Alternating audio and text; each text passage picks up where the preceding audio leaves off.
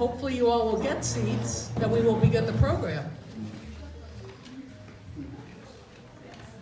So welcome to the Department of Records and Information Services. My name is Pauline Toole. I'm the commissioner here. We, as you may know, hold New York City government's historical records dating from the Dutch in 1645 through the Bloomberg administration. If you've had a chance to go through the exhibit, it is drawn from our WPA collection, and it is a book researched and developed by the Federal Writers Project. The book was never published, but it was completed. And it explores sort of what was the nature of food use in New York City in the 30s, where already New York was a cross-section of the international and national food economy, bringing in food from exotic locales and local places to sustain food. It was an economic powerhouse. The farms in the Midwest and the Far West were dependent on what New York City purchased, how it deployed. The book is really interesting. It has lots of features, and we've just chosen several to depict here. And if you didn't have a time to go through, please do go through. And if you're a researcher, please come back and, you know, I would say dig through, but the archivists wouldn't like that, but use our records to research food in New York City during the 30s. So today we have a really amazing panel of people who are working on food access in New York today. So I'm going to introduce them all one by one and then turn it over to the fabulous Barbara Turk to make the panel work. So first let me start with Barbara. She's the Director of Food Policy for the City of New York. Prior to doing that, she was a senior fellow at the Community Resource Exchange, where she also served for several years on the board of director. Before joining CRE, she was the executive director of the YWCA of Brooklyn. She served as the deputy director of the Office of Management and Budget during the Dinkins administration. I've known her for decades, and truly just a privilege to have her here tonight. To her right, Michael Hurwitz, who's the director of Green Market at Grow NYC. It's a 40-year program that operates 53 producer-only farmer markets throughout the 5 boroughs of the city, and also the wholesale farmers market in Hunts Point section of the Bronx, which is pretty fabulous. And he did receive a big award this past year from NYU, and so now we'll see him twice in a short period of time. Jenny Osmond is the Fresh Director and Project Manager at the New York City Economic Development Corporation, where she manages a tax incentive program that encourages supermarkets to develop and renovate in low-income neighborhoods in the city. The incentive program has 20 projects approved and 10 are actually open and running, so that's pretty amazing. And finally, Andrea Mata, who is the Senior Manager for Community Health Initiatives at the Housing Authority. She coordinates a variety of community and food programs at NYCHA, which of course is the largest public housing authority in North America, more than 400,000 residents at 334 developments. So there's a lot of places where she can do work and has. So let me turn it over to Barbara, and it will be a really great night. And did I say thank you all for coming? Go ahead. Start for Pauline. Stand up. I'm going to stand up because I don't want to miss up your good work. I feel short on a good day, and so I just wanted to see you all before I sit down again. Welcome. I'm so thrilled with this turnout. Paul asked me what day we should do this, and I was a little worried about saying, it should be January 3rd, but I thought before we all scatter to the winds for 2019, it might be nice to do this together and to talk about nourishment and the culture of food and making sure all of us have enough to eat in our city. So I am with 3 of my favorite colleagues tonight, and you heard a little bit about them, but I'm going to ask them to each introduce themselves by talking a little bit about the role that you play and your organization plays in feeding the city now. Good evening, everyone. Thank you, Barbara. It's a pleasure and an honor to be here.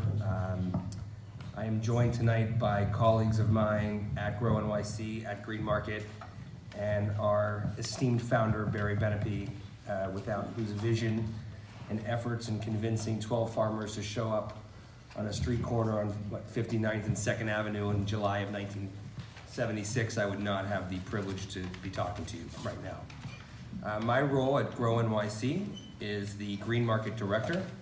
Grow NYC will turn 50 next year. It was founded through mayoral decree, but to be an independent nonprofit organization that could address environmental issues for New Yorkers. Green Market is the second oldest program at Grow NYC, formerly the Council on the Environment of New York City.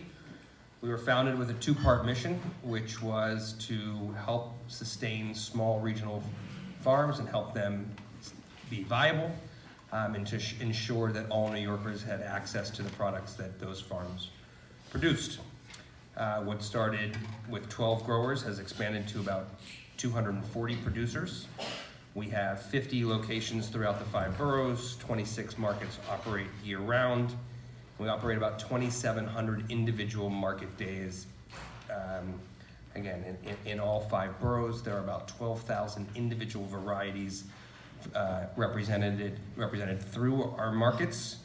We operate the largest food access program at a farmer's market in the country with $2.5 million redeemed in farmer's market nutrition program, $1 million in SNAP, nearly $450,000 in health bucks, and we have our own green market bucks, again, to increase access and opportunity.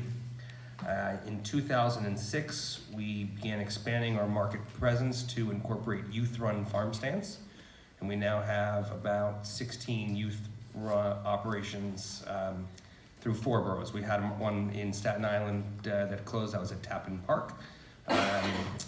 And it's an incredible opportunity, again, to create opportunities for farmers. That same extension of that 2-part mission, providing opportunities for farmers to increase profitability and revenue opportunities, and at the same time provide jobs in the city, this one for young people, and to provide access in areas that otherwise have limited access. A few years after we started our youth markets, we created a cooperative buying program called our Fresh Food Box program. Great model. It's one of the most affordable food purchasing options in the city. And today, for $14, you can buy between $25 to $30, again, of regionally produced food. Same 2-part mission. Farmer profitability, increased access. Show of hands, who considers themselves to be an avid farmer's market shopper in the room? All right. How much of your food today came from the farmer's market, what you ate? What percent? Shout it out. 30%. That's outstanding on January 3rd. Right? For me, I would say about 5% of my food came from the farmer's market, and I run the largest farmer's market operation in the country. Meaning that on a good day, 98% of our food comes through wholesale channels. And so in 2012, we launched Green Market Co., recognizing that our mid-sized farmers in this state are going out of business at an alarming rate. We lose a farm every 3 days, and when you lose a 500-acre farm, has a disproportionate impact than when you lose a 15-acre farm. Not that we want to lose 15-acre farms. And also, we know that food is not equitably distributed in New York City. If certain trucks were driving to Brownsville and to Queensbridge houses, our trucks wouldn't need to. But that's not happening. And so we started Green Market Co. with that same 2-part mission: equitable access, wholesale opportunities for growers. And what started out with 12 borrowed pallet spaces is now a 5,000 square foot operation. And we'll talk about later on, we're building a 75,000 square foot distribution facility in the Bronx. The oldest program that's been addressing food at Grow NYC, or Council on the Environment, was our greening program. And they've been providing technical assistance and equipment support and actually building community gardens for 43 years. It started in 1975. They also operate a teaching garden on Governor's Island. If no one's been there, I strongly encourage you to go. 6,000 kids go out there every year. Adults are there on the weekends, learning about aquaponics, about grain growing, about animal husbandry. And it's a beautiful setting and an incredible learning opportunity. And then lastly, we at Grow NYC operate the city's school garden initiative called Grow to Learn. To date, we've provided 775 schools with microgrants and technical assistance to build and maintain their own school gardens. We fund 60 to 70 new gardens each year, and in the fall is when those opportunities come about. And then that same Grow to Learn program provides workshops for teachers, for parents, and for administrators on things around canning to hydroponics and everything in between. So again, Barbara, thank you, and I'll turn it back to you. Okay. Hi, Jenny. Hi. I'm hoping that you'll also talk a little bit, not only about what you're doing now, but a little bit about your background by way of introduction, because I think it's interesting. Okay. Not to So, put you on the spot. yeah, I'm gonna have to improvise about my background. Well, I'll start there. I've had a sort of foodie background for a bit, starting with work as a line chef in college. I don't know if I told you that.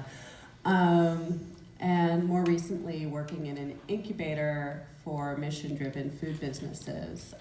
That was based here in New York City, but was looking to support the development and acceleration of food businesses globally, mostly domestically in the United States, with the idea that if we can help businesses make better food, they may be more capable of providing that better food to more people. And from that job, I went to this, which is managing the Fresh program at the New York City Economic Development Corporation. And the New York City Economic Development Corporation, which we call NYC-EDC because it's a mouthful, is sort of tasked with creating jobs in the city, and among many other things, but that's a sort of easy way to summarize. And actually has its hand in a lot of things relating to food that we may not necessarily think of when we think of the Economic Development Corporation. It's a landlord, and it's the landlord for the Hunts Point Food Market in the Bronx, and landlord, I believe, for the Green Market. That's right. As well as the many of the remaining, if not the only remaining public markets in the city, such as Essex Market and La Marqueta. And also has been involved in the development of incubators and accelerators for food businesses throughout the city. My program, or not my program, I certainly did not start it. It's been around for 10 years, and it's called FRESH, which stands for Food Retail Expansion to Support Health. And the idea is that we offer tax incentives to supermarket operators to open or renovate their supermarkets in low-income neighborhoods. And the benefits we offer are really deep. It can be an abatement of real estate taxes for up to 25 years. It could be an abatement of mortgage recording tax and an exemption from paying sales and use taxes on construction costs. And a lot of projects can take advantage of all of those. The Department of City Planning also has part of that program in which they offer zoning benefits. One that is very popular is developers who are building mixed-use developments such as affordable housing can get extra height on the building by including a supermarket on the ground floor. These supermarkets have to be about 5,000 square feet at least. For the zoning benefits, 6,000 square feet. But if you've spent enough time in New York City, you know that's still a pretty sizable supermarket or place to buy your food. But in recognition of the fact that New Yorkers buy their food in ways that are different than other people throughout the country, we also recently reauthorized a program that will be, and that currently is, available to food retailers in highly distressed areas of the city, just like where the fresh supermarkets are located. And these food retailers do not have to be 5,000 square feet. They can be any size and looking to improve their equipment or renovate or expand, provide healthier food. And we're hoping and anticipating that this program will support the economy of small corner stores and bodegas and delis that has made New York's food landscape what it is, and continue to help that thrive. So that is what I do. Thank you. Andrea, welcome. Thank you. Good evening, everyone. Thanks, Barbara and Commissioner and team for inviting me here tonight.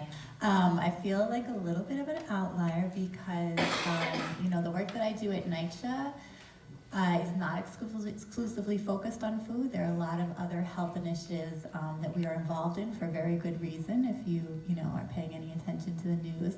But I lead a very small team at NYCHA called Health Initiatives, and what we do is to build internal and external collaboration that really advances and bakes health into everything that NYCHA does to achieve its strategic vision of safe, clean, and connected communities. So no shortage of work right now in this day and age in that world.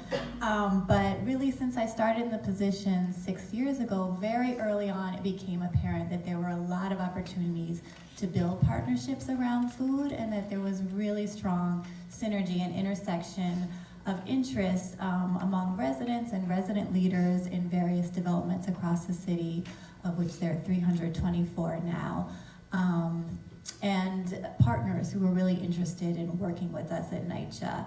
And so the largest project, the most focused and intensive work that I do in this area is to manage NYCHA's part in a partnership known as Farms at NYCHA. And the Farms at NYCHA project, which is a collaboration of many different partners, is an initiative that seeks to build and establish urban farms on NYCHA grounds, but not to have outside partners or people really coming in from the outside to do it, but to train young adult public housing residents to actually build the farms and operate the farms and conduct programming at the farms for the benefit of the local residents. So it's been a really exciting project. The first farm was built at Red Hook Houses in 2013. And in the past few years, we've built 5 additional farms that are part of the project, so there are now a total of 6.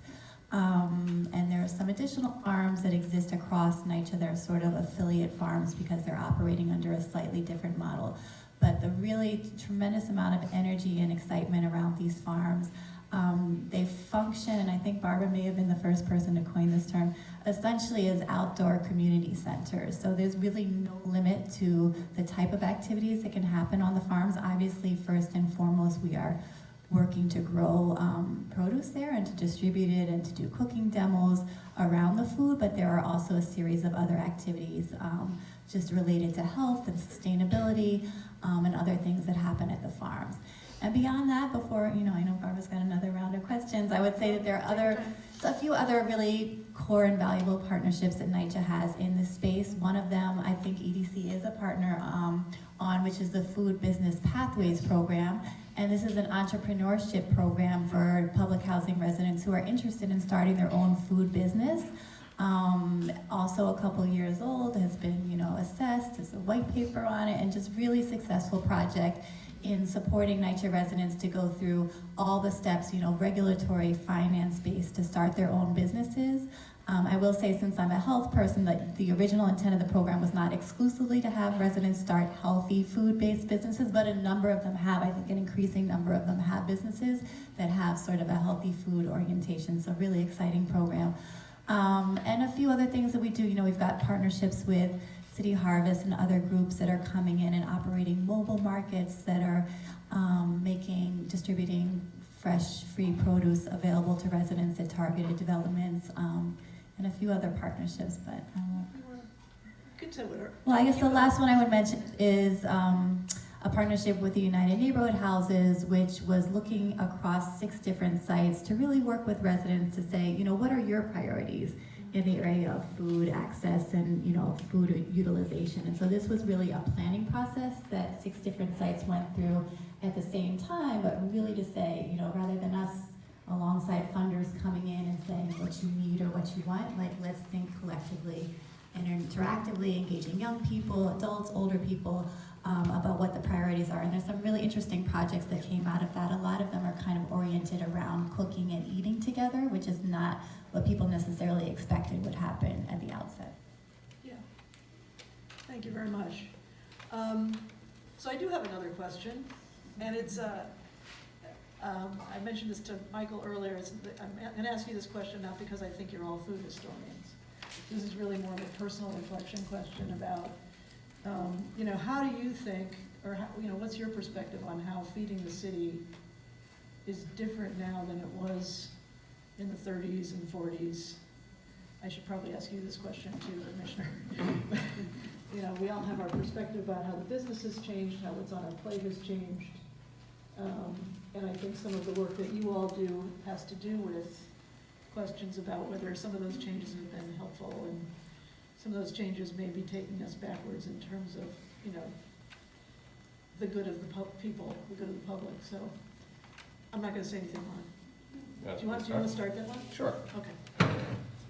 And Barbara stole my introduction because I was going to say Pretend I didn't say that. I am not a food historian. I came to food as a social worker, and you'd think maybe in the last 19 years I'd study some about the history of markets and food, and I have done some of that. There are some other folks in this room, also Barry and Robert and some others who know the history of the New York City marketplace far better than I do. But what I do know a little bit about is how food has changed, how production has changed.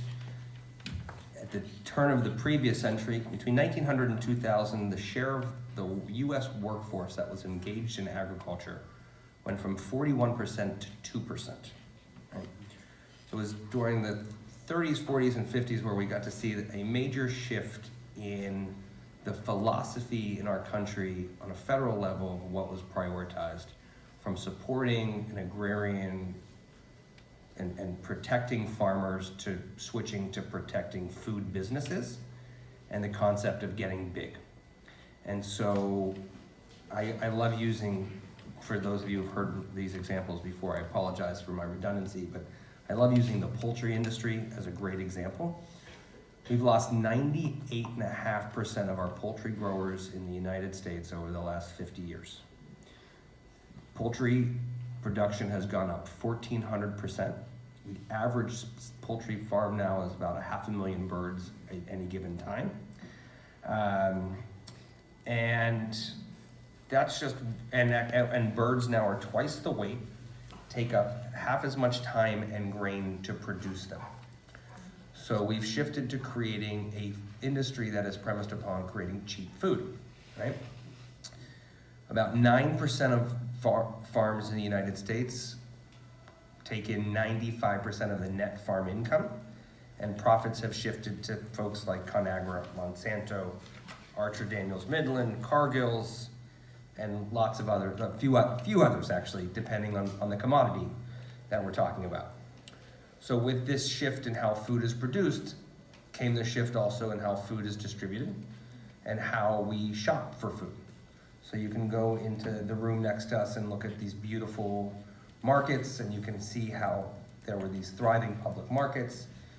I hear people talk about La Marqueta in the glory years as not just being a place to purchase food, but it was a center of culture, it was a center of social outlet, bringing neighbors together, and music, and a true part of the community.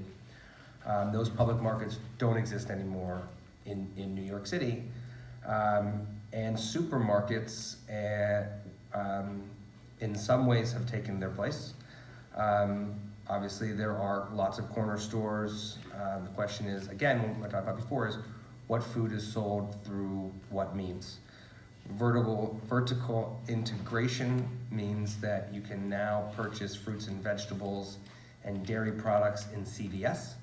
And it also means that a lot of places like the Pret-a-Manger's that are across the street at Union Square have their own commissaries and are really in control of their own supply. It also means that the farmers that are growing for these companies have very limited options in how they grow their food and how they can market their food, which means there's not a lot of competition. So, and we'll talk about, strategies for intervention when there's not that much intervention. But the whole concept of how we produce our food has changed, and now today you can shop online for food.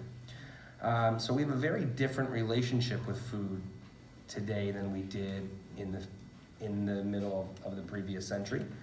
We have a different way, when you take away going out and shopping and being with your neighbors, lots of things shift in your relationship to food.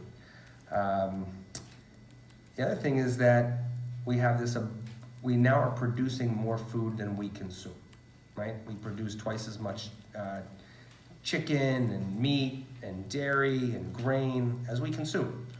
So there's this incredible abundance of food in society, and that has led, ironically, to disproportionate rates of diet-related illnesses, because what is being produced is not necessarily healthy for our bodies.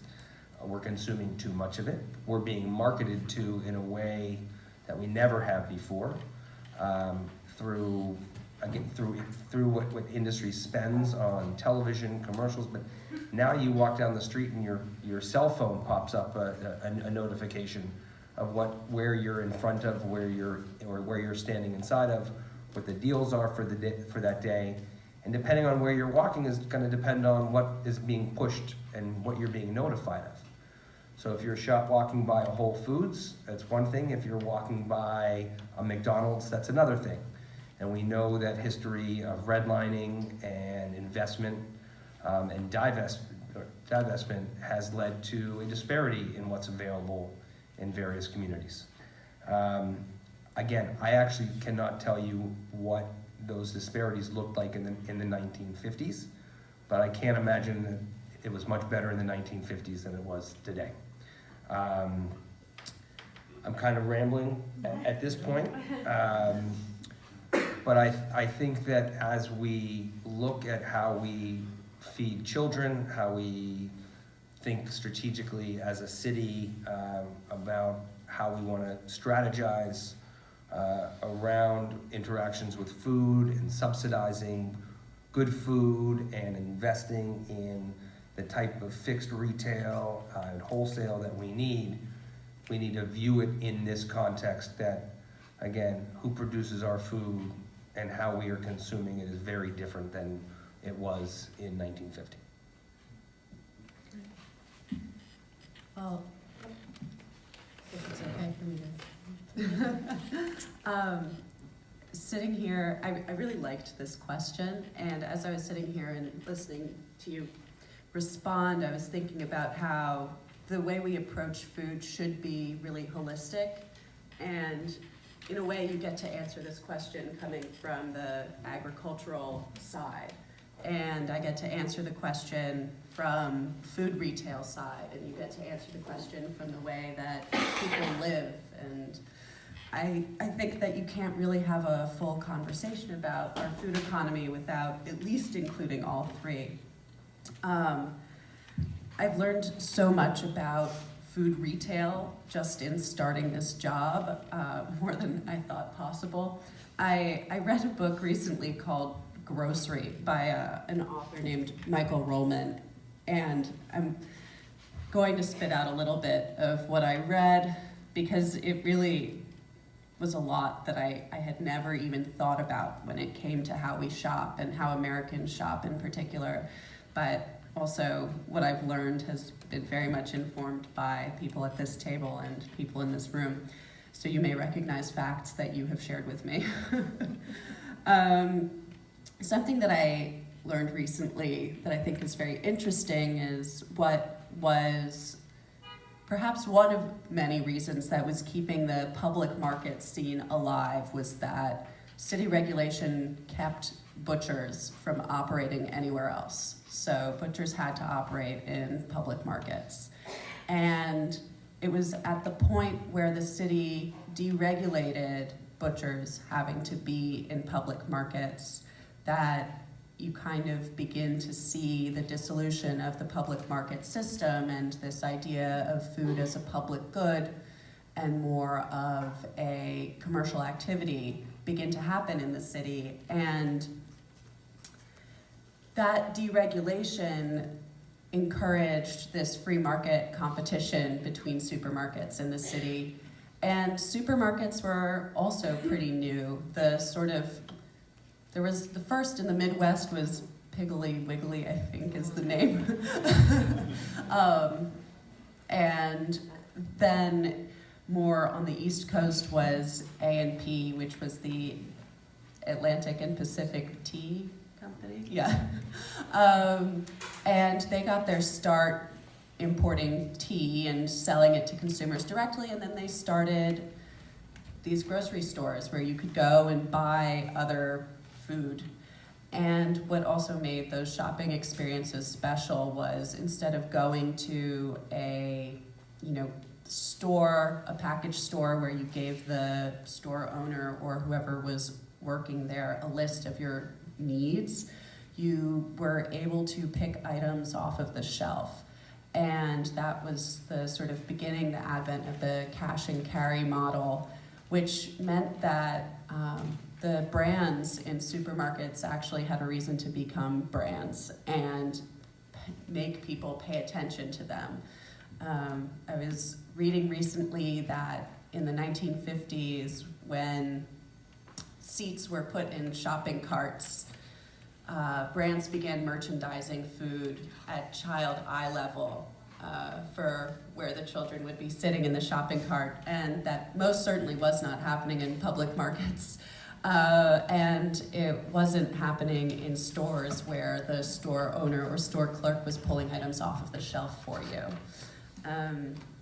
Something else that I think sort of fits with this narrative of the supermarket boom and the convenience and ability to pick what you wanted is that starting in 1930, the average size of the New York State farm increased by 75%.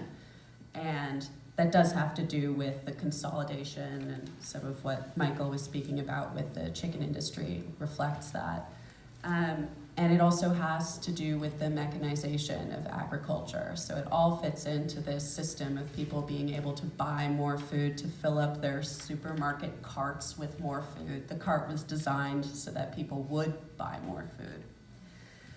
And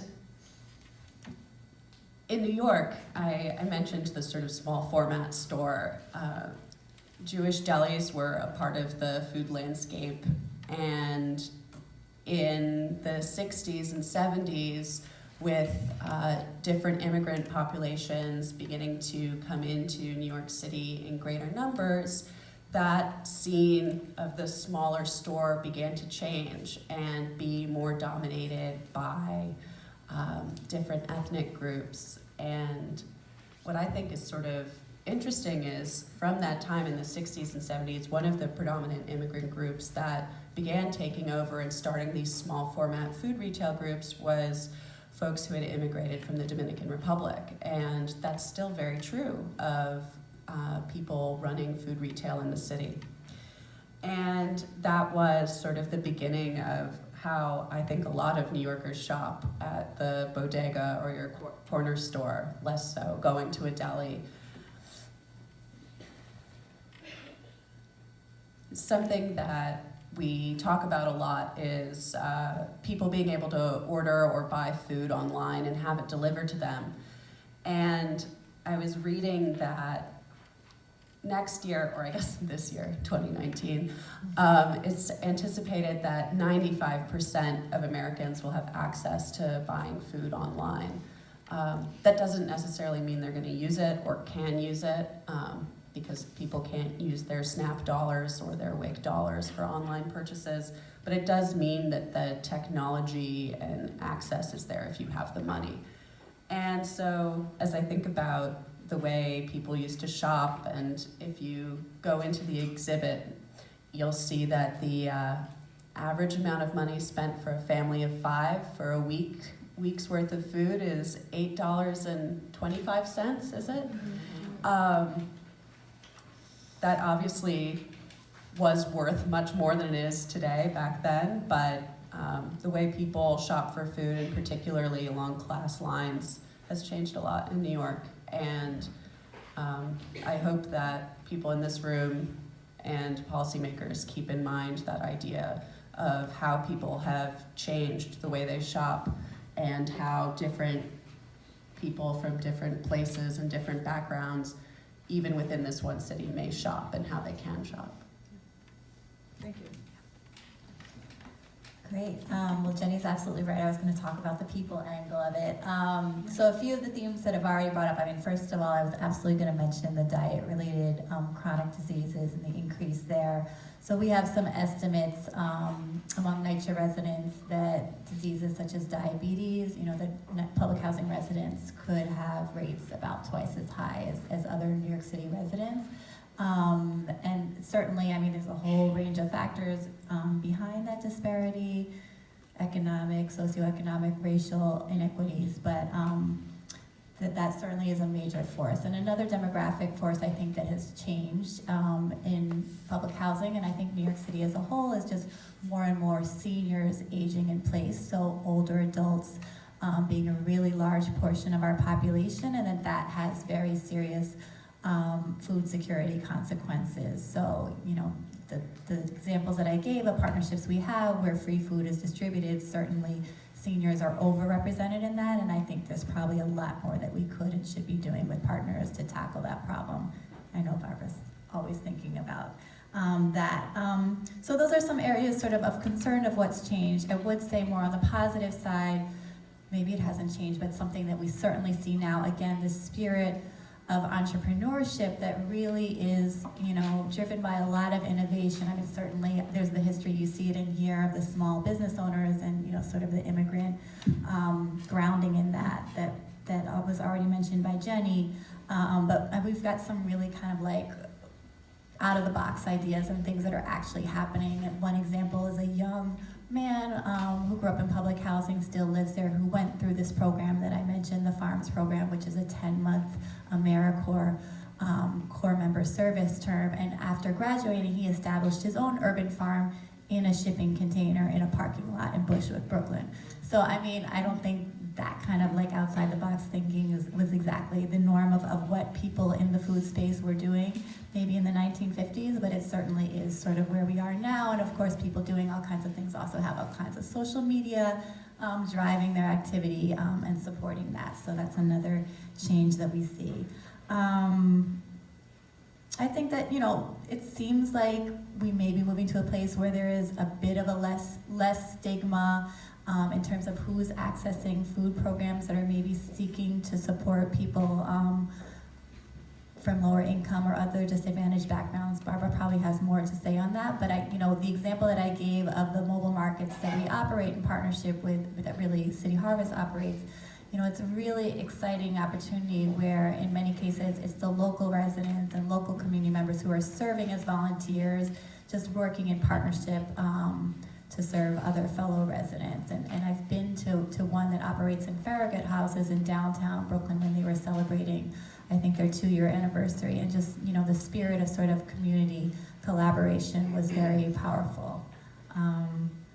And I guess, you know, from a NYCHA perspective, the last thing I would say is that I don't think in the 1950s there would be such support as we have now for the idea of establishing relatively large-scale urban farms on our campuses.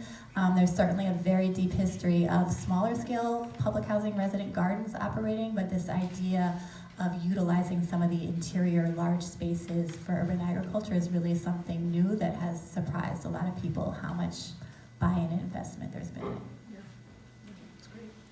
So that's a nice segue to the last question I want to ask, and then we're going to open it up. So I hope you've been thinking about what you want to ask. This is a great opportunity to really pick some brains and make some suggestions to people who are responsible for things. We're taking all comments and suggestions as well as public servants. So, you too. Always. So I know in my, you know, in my role, I am, you know, people have lots of ideas. They come and they talk to me about, here's an idea we have to increase access to retail, or here's an idea we have for a nonprofit supermarket, or wouldn't it be good if we had more co-ops, or, those are just a few things. And there's lots of conversation now about urban farming and gardening. There's a lot of conversation just about all kinds of ways to make the food system more equitable, more nutritious, more resilient, more sustainable. In my office, we're working really hard to make our food spend from the city perspective. We buy about $300 million worth of food every year for schools primarily, but also for the correction department, daycares, senior centers, Department of Homeless Services, Agency for Children's Services. And it's a lot of food. And not only do we have nutrition standards that we apply to that food, but we're also looking at trying to make sure that when we spend money on food, that the jobs that are created by doing that are going to local businesses, for example, or that the sourcing is more sustainable, more local, trying to figure out ways that we can work more closely with farmers, local farmers in New York State. And the rate of farms disappearing is really stunning in New York State. So there are ways that we can move that, and there's ways that we can, we have a big enough spend here that we can actually demand some changes from some of these places like Sodexo and Aramark, but that takes time. But I think that there's just a lot more activity in that space. And so with that as an introduction, I'm just curious about what I'm kind of introducing two ideas here, and you can work with them however you like. But one is that there's just a lot of ideas percolating all the time. And I know I have a challenge a little bit in terms of losing focus from time to time. It's like, is this really the thing that we really need to invest in, that we really need to push? And then the other thing is just, we do have a lot of problems, and, you pull the string, and then the string continues to, there are several levels of problems to be solved. And I guess, not so much focused on the problems, but, what are some of the strategies you're working on that you feel hopeful about? Jenny, I know you talked about the changes in our retail program, which are really exciting. I'm just interested in what you all are thinking about, whether it's something you're working on or just in the general ether, right? Because we all have an opportunity to talk to our peers nationally and sometimes internationally. So, the floor is yours to just, and anybody can start to talk about some of the things that you want us to put energy into, you want to see people putting energy into, some of the things that you really think are the problems we have to solve today. That whole maw of things. I'll How's just that for an say introduction? a few things because Okay. I'm eager to actually hear what the questions are. But things I'm working on, maybe hopeful about, maybe challenged by. I think first of all, the work that we do with these urban farms, I would love to see one at 50 NYCHA developments. Everywhere, Right yeah. now we've got 6 to 8, depending on how you're counting them. One of the challenges is that this is a very intersectional activity. We are working to build workforce and leadership development of young people. We are working to promote healthy food access, and we're also working to transform physical spaces to make them more sustainable and connected.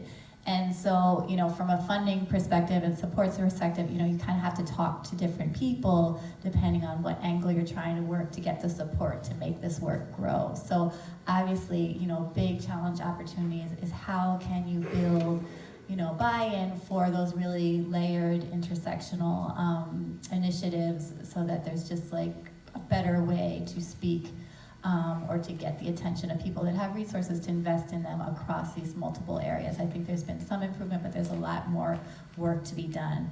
Another thing that I think about or challenge, I don't know if there's an exact solution, but there's probably some under development, is this intergenerational piece. So, we've got young people building these farms, operating these farms. Obviously, there are a lot of children that come to the farms from school and camp groups. I mentioned the seniors coming out.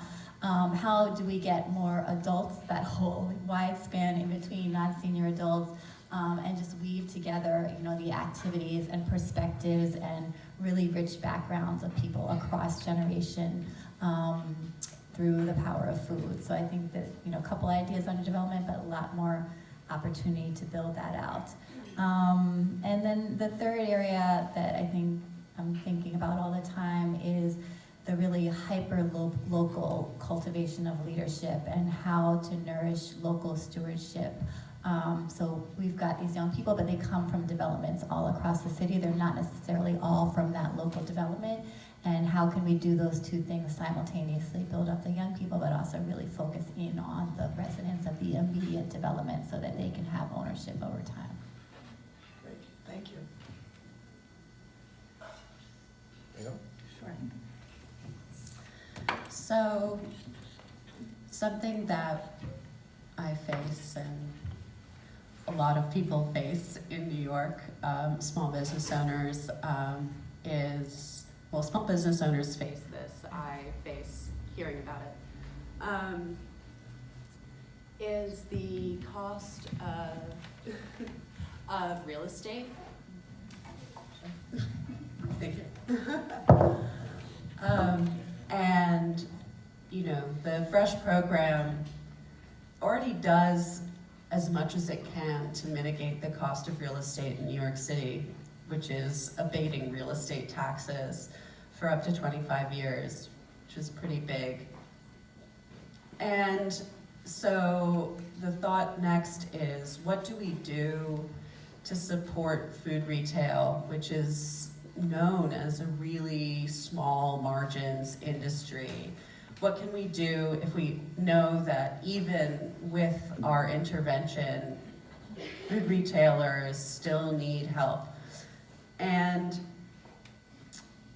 that's why we created programming that's accessible to more and different types of food retailers.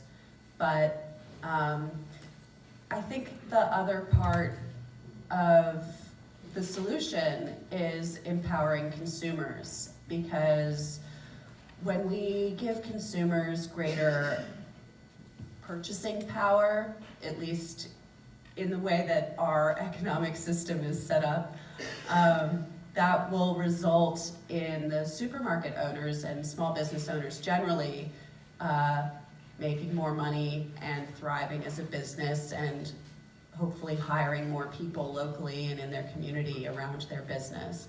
So I think something that seems like a really urgent need right now and is scary as I think about it is making sure that people who are eligible for food stamps, which we call SNAP, making sure that people who are eligible to receive the Women, Infants, and Children's Supplemental Assistance, which is called WIC, that those people enroll and use it, because that extra purchasing power will feed their family and will go back into their economy and their neighborhood, and will help bolster the businesses that are in their community, and most of those businesses hire locally. And I think by making sure that citizens and our neighbors feel comfortable enrolling for these programs, as well as thinking up new ways to empower consumers,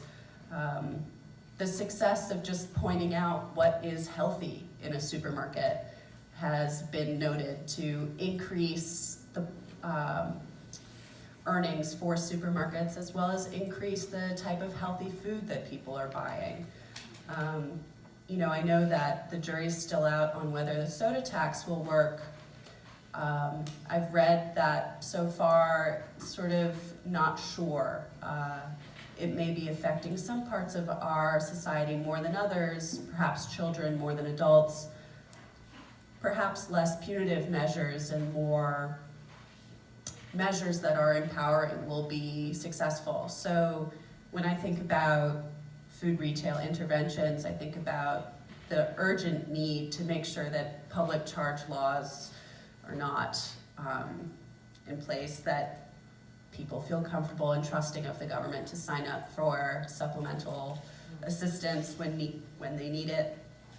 And that feels very urgent and very pressing, because it affects people as they consume food and the business owners who rely on that money to run their business. And I guess just one additional note on that makes New York so specific, New York City I should say, is that in relation to the rest of the state, New Yorkers spend a much higher percentage of their SNAP dollars in bodegas and delis and corner stores, as opposed to the rest of the state, which spends that money in supermarkets.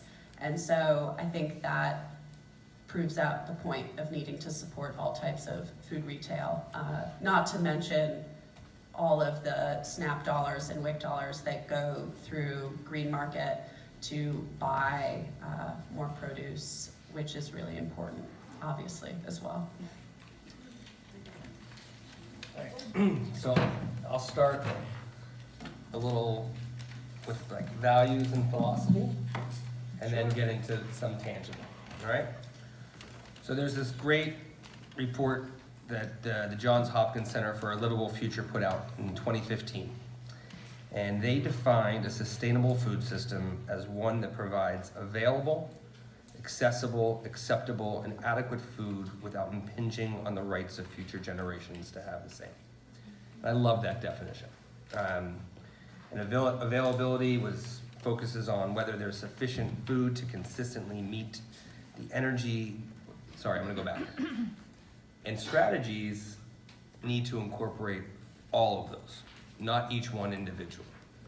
So, going back, availability, the concept of availability focuses on whether there is sufficient food to consistently meet the energy and nutrient requirements of the population. We already have that, right? We have enough food for all of us to eat twice as much as we need to.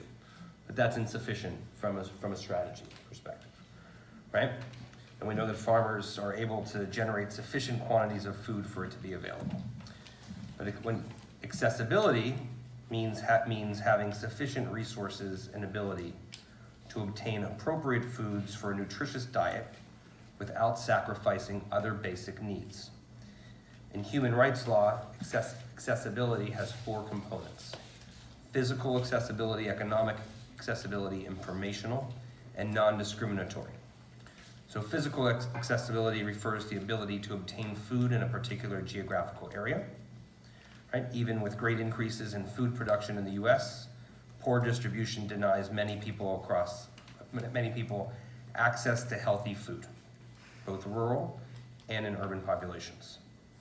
Economic accessibility refers to the ability of people to afford to buy or to grow the food they need, not to have it given to them. And even though we have a food system who sees its main job as creating cheap food, and the average American household spent only 11.4% of disposable income in 2013, there are way too many households that still have to choose between what bill to pay and whether they're gonna put food on their family's table. Accessibility of information relates to all levels of the food system from farm to fork. The term refers to the awareness of food policies, the components of a nutritious diet, the ingredients of particular foods, and the methods by which food is farm produced and prepared for consumption, right? And we're competing, I talked before about a marketing effort that's constantly bombarding us with messaging, right? And Jenny talked about putting things at eye level when kids could sit in the carts. Well, there are actually, now supermarkets have focus groups that are wearing glasses and they can measure how eyes are traveling in a marketplace. And I'll tell you what, I'm looking at the displays that they had in those markets at the turn of the last century. Those guys knew exactly what they were doing also, and how we shop and what we look for, and the farmers do it the same way at the farmers market, because we behave in predictable ways, right? And actually our strategies can incorporate some of what our competitors are able to do incredibly successful, only we need to flip the script on what the message is and what we're pushing people to consume, right? Going back, non-discrimination refers to the condition in which everyone is assured physical, economic, and informational accessibility without regard to their ethnicity, race, religion, class, sex, or other attributes that can exacerbate food insecurity for marginalized populations, right? And acceptability refers to the ability to obtain food that satisfies the social and cultural values of a particular population. So my answer from a strategic standpoint is that anyone that comes to you and says, I have the greatest idea, they need to hit on all 4 of these categories if their idea is worth investing in. There may be some parts of those ideas that take certain components of this and may create jobs, right, and may produce food, and may create access. But until we're looking at all four and hitting all four, we're not pushing the needle, we're not changing the conversation and making the impact of where it needs to be. So for me, the answer is about values, right? And people have heard me say this till I'm blue in the face, that our strategies need to prioritize people, not as producers and consumers, but as interdependent partners, and that any program or nonprofit or business that needs to be looked at through that lens. So it's not that a for-profit company can't do this. It's many can, and some are. And that's who we should be supporting and investing in. Same thing with nonprofits. There are a lot of nonprofits out there that are maintaining the structures that are in place, and they do not need to be invested in. Relying on existing industry in the short term may be a required strategy, but in the long term, you're just doing the same thing, as far as I'm concerned. And I got into food working with young people and trying to create entrepreneurship opportunities for young adults.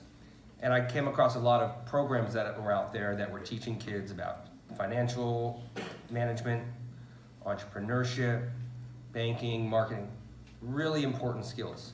But a lot of them were centered around going to Costco, buying candy bars at 25 cents a pop, selling them for $1 a pop, and putting money in your pocket.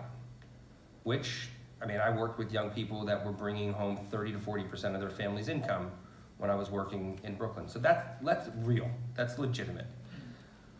But what we're maintaining is companies and a structure that is actually poisoning our environment and poisoning our bodies. So we're not replacing anything. We're just furthering participation in a game and in a system. So again, I think that strategy and interventions need to be designed not to maintain those structures. And what we do with our youth markets and what other organizations are doing around the city, in East New York and Harlem, working around is teaching young people how to transform community and be leaders of change in their communities by providing healthy food opportunities in their communities and teaching folks how to grow their own food throughout the city. I believe that our markets play an important role in changing this paradigm, that our farmers are not interchangeable suppliers of food, but they are our partners. When they can't pay their rent, we work with them to be able to pay their rent. The city provides space not just to Green Market, but to farmers markets throughout the city that's below what commercial rent is across the street. I think commercial rent is one of the greatest challenges to the survival of this city going forward. Excuse me. And that our consumers are not just consumers, but again, our partners. And that we want to make sure that the food that is available in the communities that we're in are culturally relevant.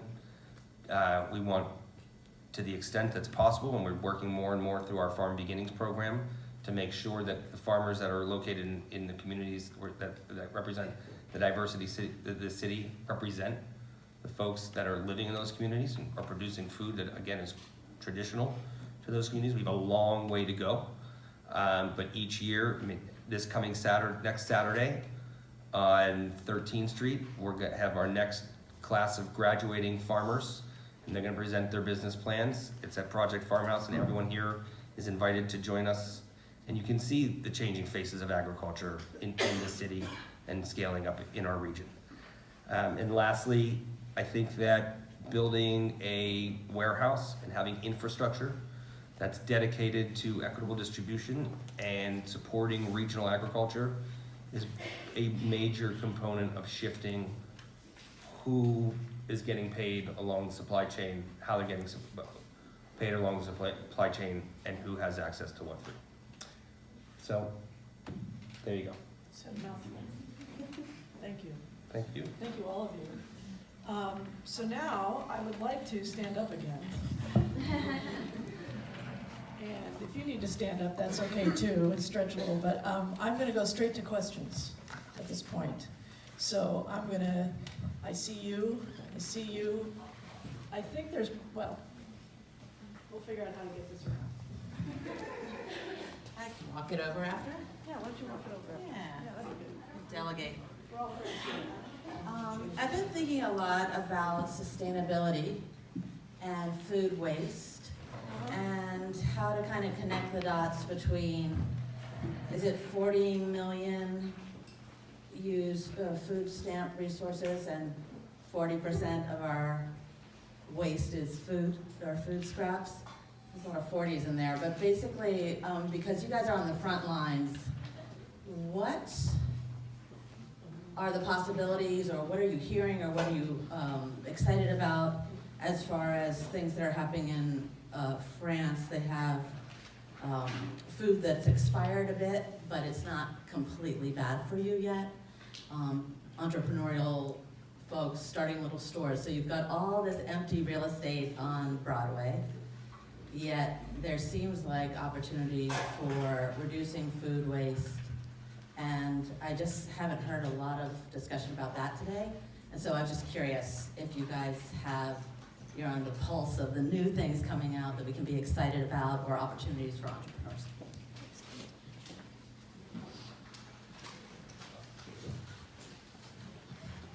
I don't know that I have that much to say at this point about entrepreneurship and food waste, but I will mention that the farms that we operate in partnership with other groups, a key component of what we do there is that, the organic produce that's cultivated there is given out in exchange for volunteering or residents handing over food scraps, for composting. And people have been really surprised just in the course of 1-2 years how communities that nobody knew had a history of people, turning in food scraps for composting have just embraced this. And we're up to, I think, 5,000 pounds collected this past year across the 6 sites. Certainly we're going to keep reaching for more, but it's been exciting so far.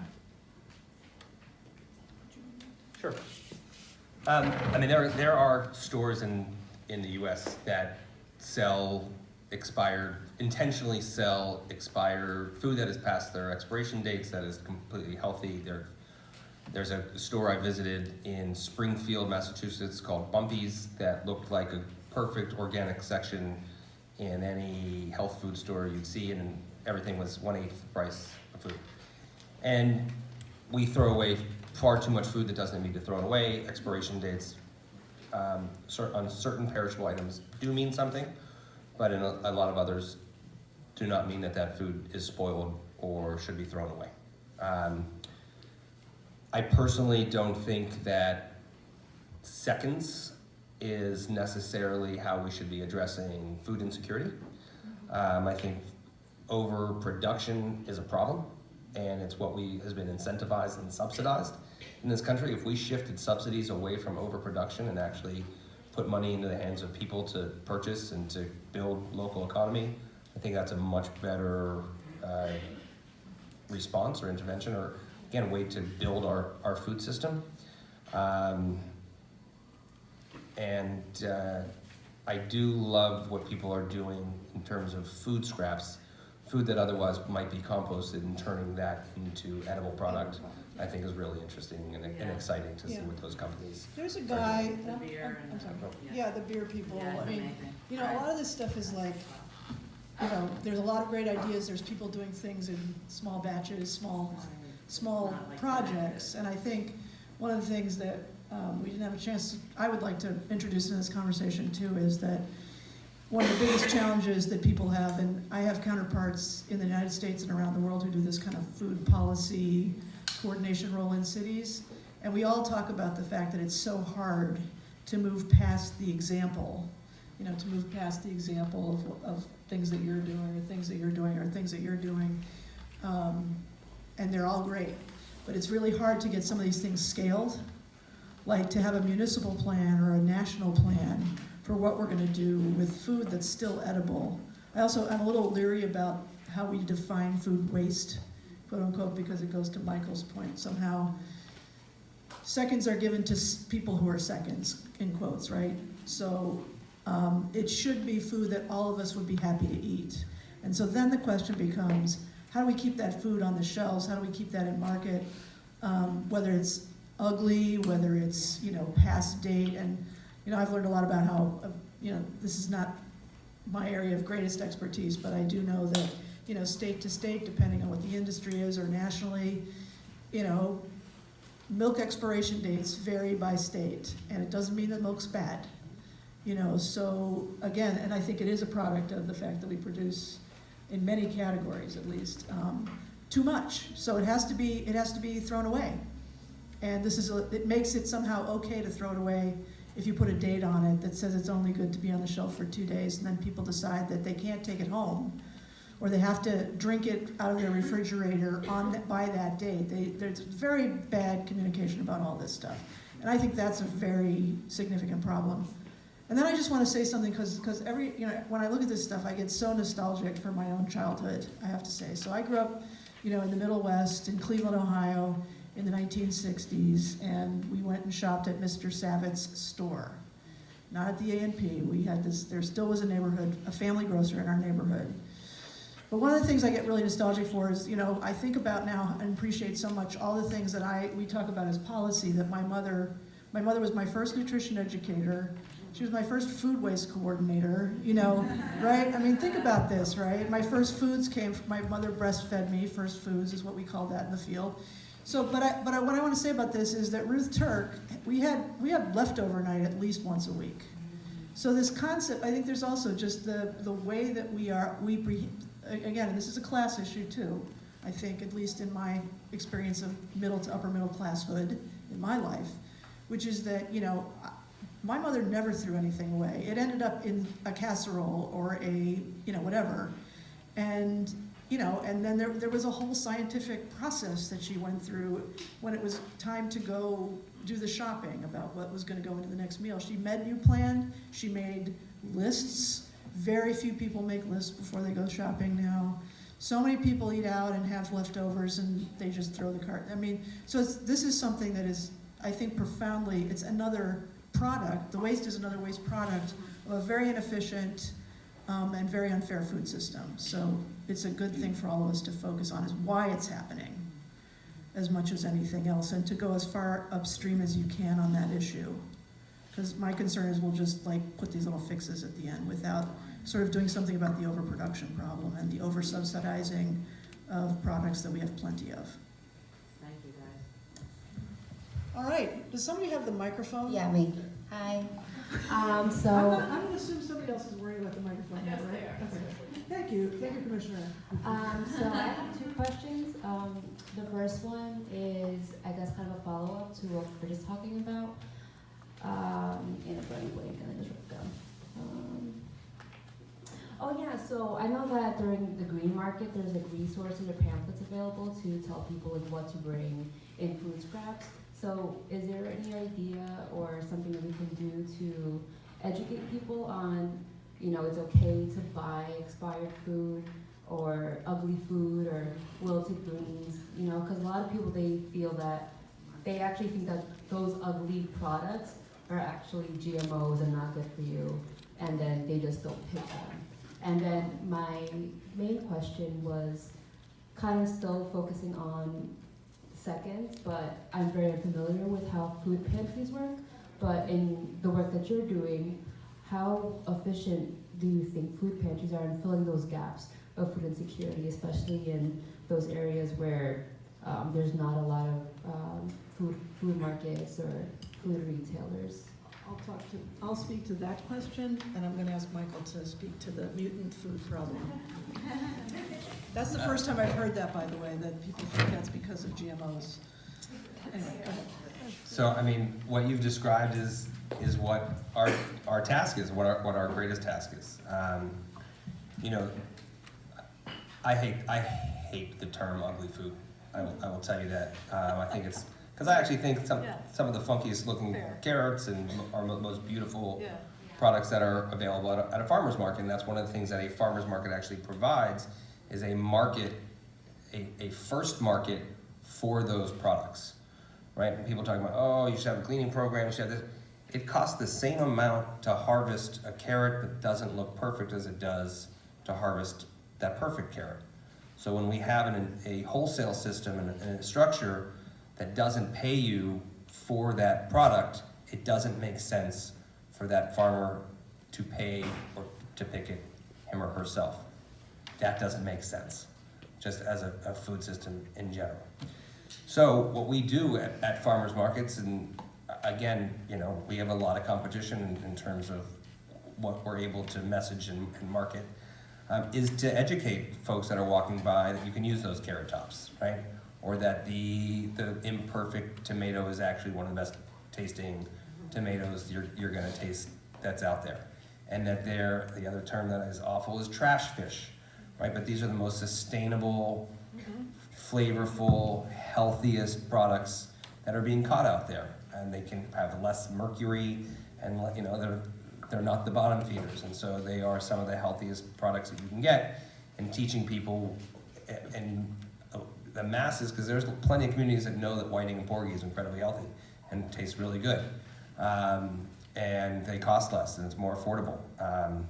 So that really is a major component of what our job is at Growing with Seeds, is to really inform consumers about what the alternatives are, and that, you know, we don't allow GMO produce at farmers markets. Truth is, right now there's not a huge amount of products that are fruits and vegetables that are GMO. There's a few varieties that obviously is going to change. More and more varieties are going to be introduced year after year. But it is our job to educate, and that's why we do sit on panels like these. And I don't remember exactly what your question was on the pantries. What was the verb? So, in the work that you do, how efficient do you think food pantries Efficient. are in filling the gaps that regular supermarkets? That's right. can? Now I remember what you were asking, okay. So, you know, in a perfect world, we don't have food pantries, right? Because we don't live in a country anymore that believes somehow that some people are, you know, the worthy poor, and somehow that you're a failure if you don't have enough money to buy food. So, setting that aside for a moment. I've been convening a group of people now. I love this question because I have a great answer for it. It's the best answer I can think of right now, which is there actually was a group of people who've been convening for the last 3 years to go at the question of efficacy and efficiency.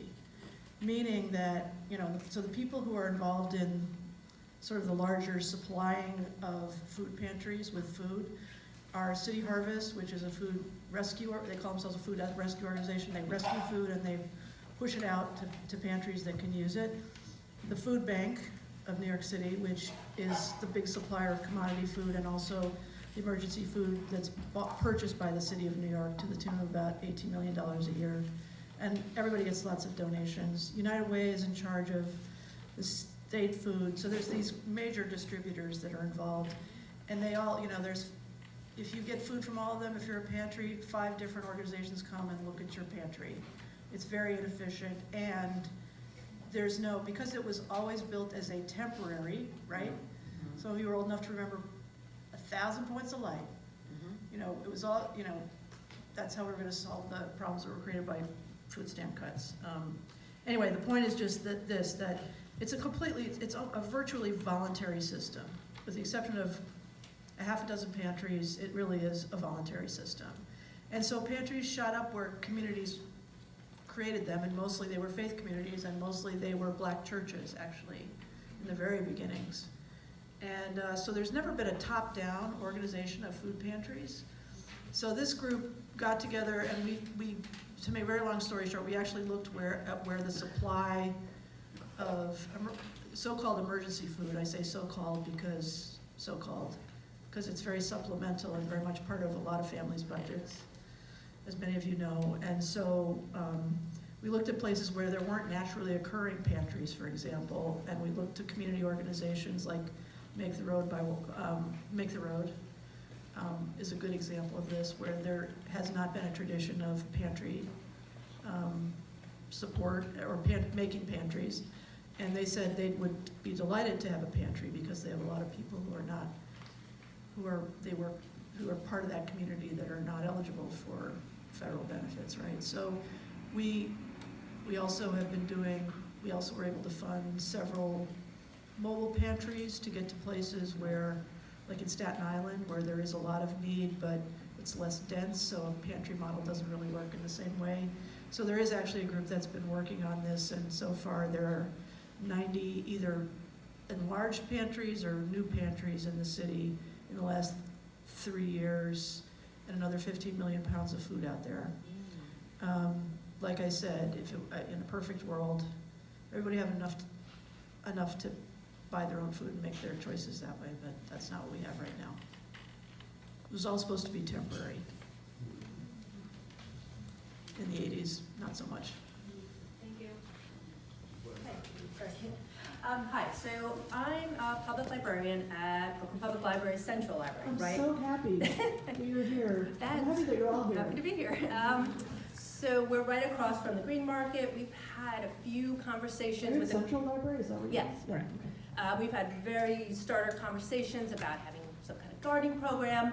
I think the Red Hook Library has at some point done something with the Red Hook House, formerly mentioned. In general, many of my colleagues are very interested and eager to do more and something. We're just not sure. It's not in our general nature to seek out these partnerships, but we have space and we're in every neighborhood, and obviously in New York, Public and Queens have their neighborhoods. So what do you see as the role of the public libraries in helping with food access and getting information out there? Sort of how would a natural partnership work, and what can we do with you or for you? Or So I'm trying to, tamp down my impulse to just jump up and hug you right now. We love the Brooklyn, we love all libraries, and you are all very, right now we have lots of partnerships, I think, in getting the word out about summer meals and things like that, but what are your thoughts about this? I think everybody wants your card. So yeah, the partnership I'm most familiar with is associated with our farm at Howard Houses in Brownsville. So I don't know the name of the library. Maybe it's the Brownsville Library. Yes. Stone Avenue branch right out there. Yeah. So it's been in a couple years now, and I think there's been programming that we've been directing folks to in the library. They've been hosting some things, and also some activity on site at the farm. So I think that we're entering sort of our 2.0 phase of this project, and definitely want to think about consistently across the board what library partnerships can look like. Our newest farm is in Mariners Harbor in Staten Island, and I think very much at the outset we identified a library there, which is like some triple platinum new library that was developed as a prime part, not because they have a fancy building, but just because it's Mariners Harbor. We wanted to connect with all the local partners there. So I think it's absolutely an amazing potential. In terms of specifics of what could happen, I mean, open to hearing from librarians if there are ideas that we haven't thought about of what could actually. Do you have any good recipes? The programming. Seriously, like we could just, Cookbooks, we started a cookbook club. it is, the possibilities are endless, and we, cooking class, hosting all kinds of things depending on the facilities would be amazing. We're also thinking about whether we could have free Wi-Fi at one or more of our sites, which could probably open the door to a number of other activities. I don't know if you guys want to bring your computers out or. So we'll exchange info. Thank you. What's the next question?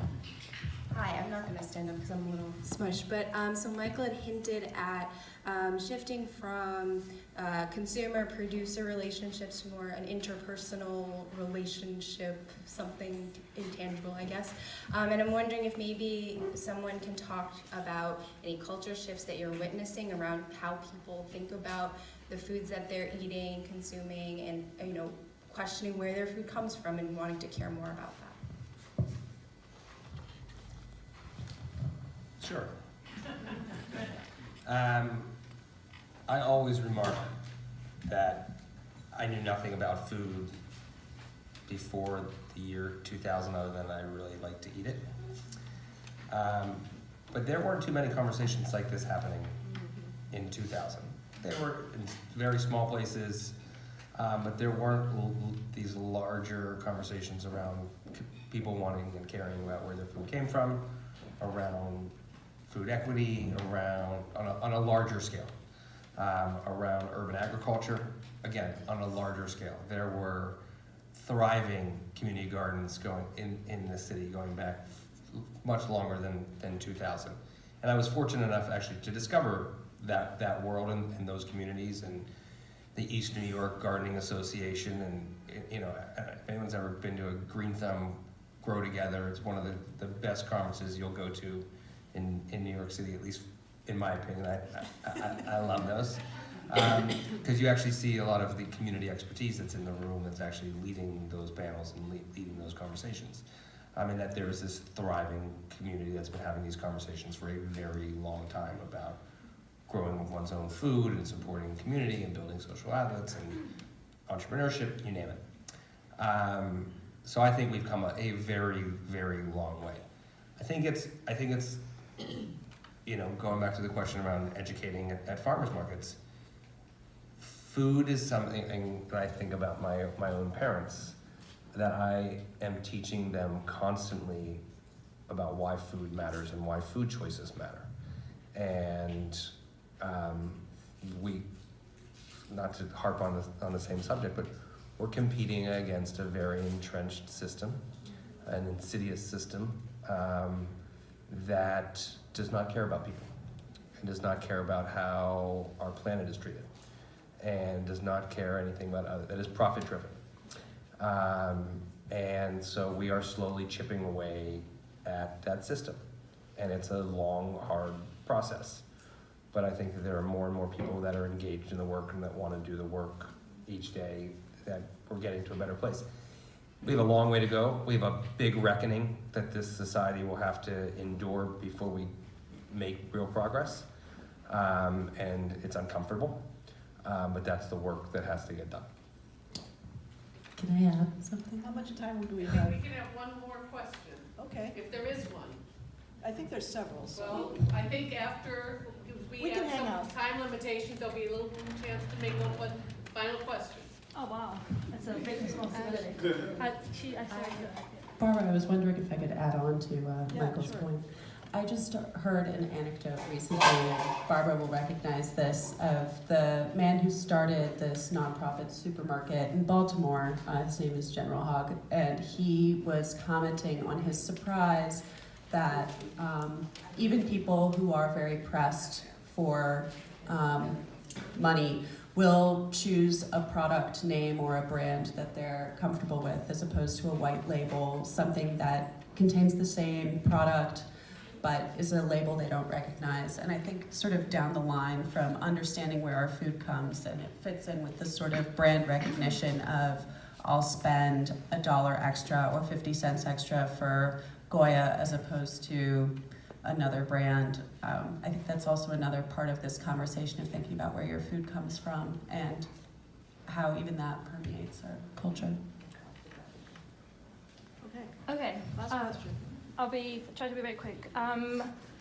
Thank you so much, first of all, for all this information. And one thing that I am very curious about is there was a lot of talking about where the produce come from. I mean, the fact that right now the awareness of the fact that we should buy whole products is there, that we have the green markets and all that is available.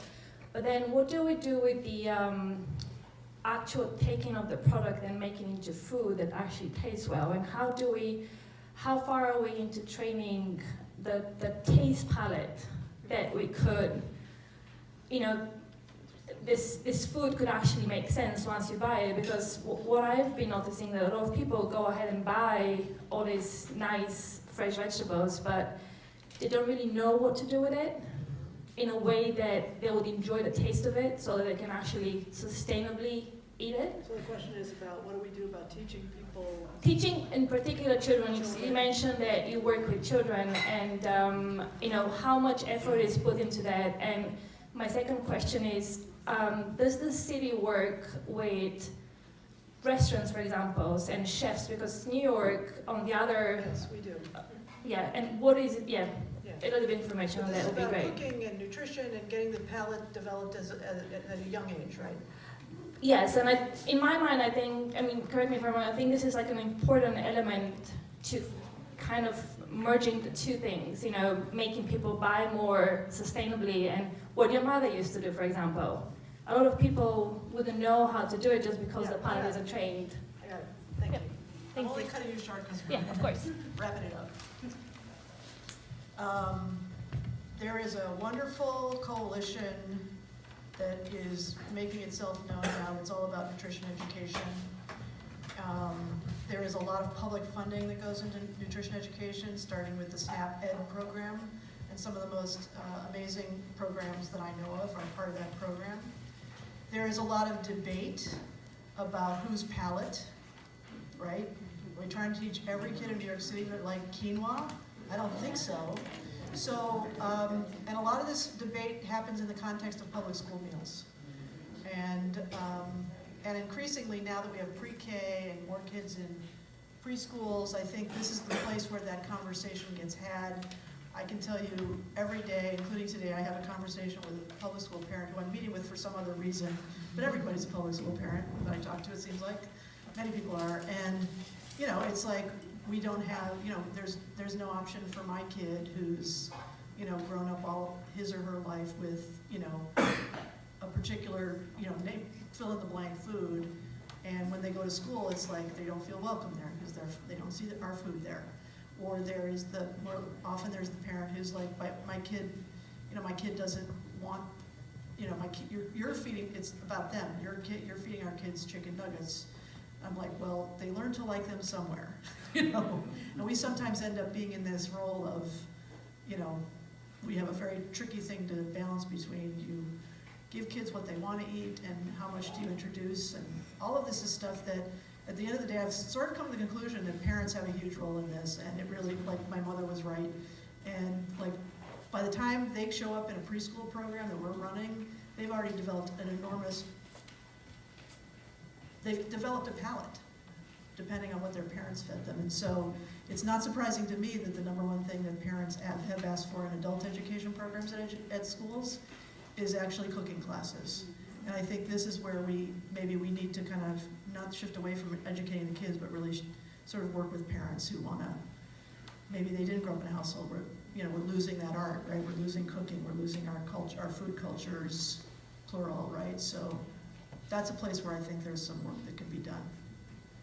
And on that note, I'm going to turn it back to the commissioner, who's been so wonderful to host us here today. So, two things. One, thank you to Raul for organizing Raul. this panel. Thank you to Barbara for emceeing and the panelists for participating. It was great for your questions. You can mingle a little bit before DCAS kicks us out of the building. So, Okay, cool. Thank you very much.